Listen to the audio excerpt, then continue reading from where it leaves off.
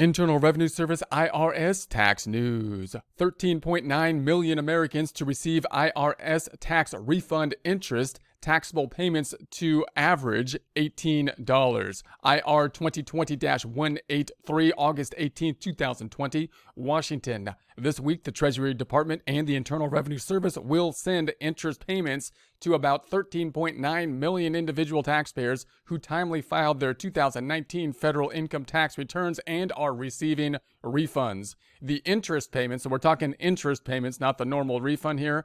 The IRS actually pays interest. So most of us are aware of the interest payments that the IRS has with regards to late filing or late payments to the IRS on which they charge interest, just like it was a debt. But the interest does go the other way. So the IRS, if they owe you money, there are times where they actually will pay you interest on the money if they're late in getting you that money. So we're talking about the interest, not just the refund here. So back to the text, the interest payments are averaging about $18 will be made to individual taxpayers who filed a 2019 return by their year's July 15th deadline and either received a refund in the past 3 months or will receive a refund. Most interest payments will be issued separately from tax refunds. In most cases, taxpayers who received their refund by direct deposit will have their interest payment direct deposit in the same account. So if you did a direct deposit, they're going to put the interest payment. You may get an interest payment from the IRS for the interest, around $18 on average. But that's just an average. It could be more or less than the 18.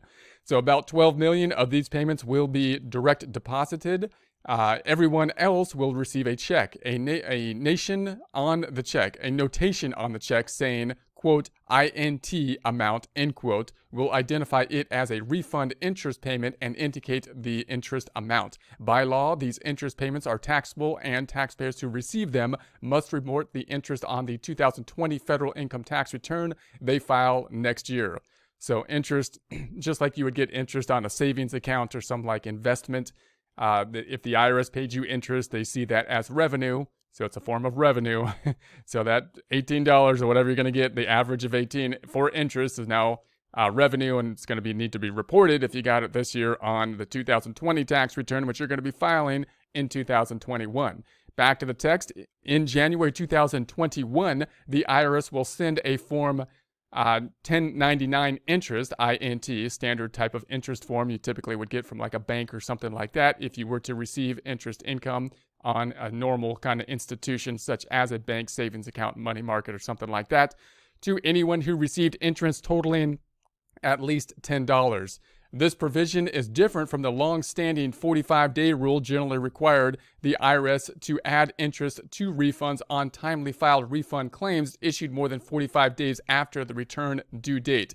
Instead, this year's COVID-19 related July 15th due date is considered a disaster-related postponement of the filing deadline. Where a disaster-related postponement exists, the IRS is required by law to pay interest calculated from the original April 15th filing deadline as long as an individual files a 2019 federal income tax return by the postponed deadline, July 15, 2020, in this instance. This refund interest requirement only applies to individual income tax filers. Businesses are not eligible. Interest is paid at the legally prescribed rate that is adjusted quarterly. The rate for the second quarter ending June 30th was 5% compounded daily. Effective July 1st, the rate for the third quarter dropped to 3% compounded daily. Where the calculation period spans quarters, a blended rate applies consisting of the number of days failing to each calendar quarter. No interest will be added to any refund issued before the original April 15th deadline. So note the interest rates are kind of going down. Interest rates are pretty low right now. It's going to be kind of funny if the interest rates actually go negative, right? You'd have to pay it'd be a situation you'd have to pay the interest to the IRS for negative interest if they, anyways, interest is they pay a reasonable rate of interest, the market rate of interest for most of the time. So for more information, you can visit the IRS website at irs.gov, and there'll be a link to this in the description.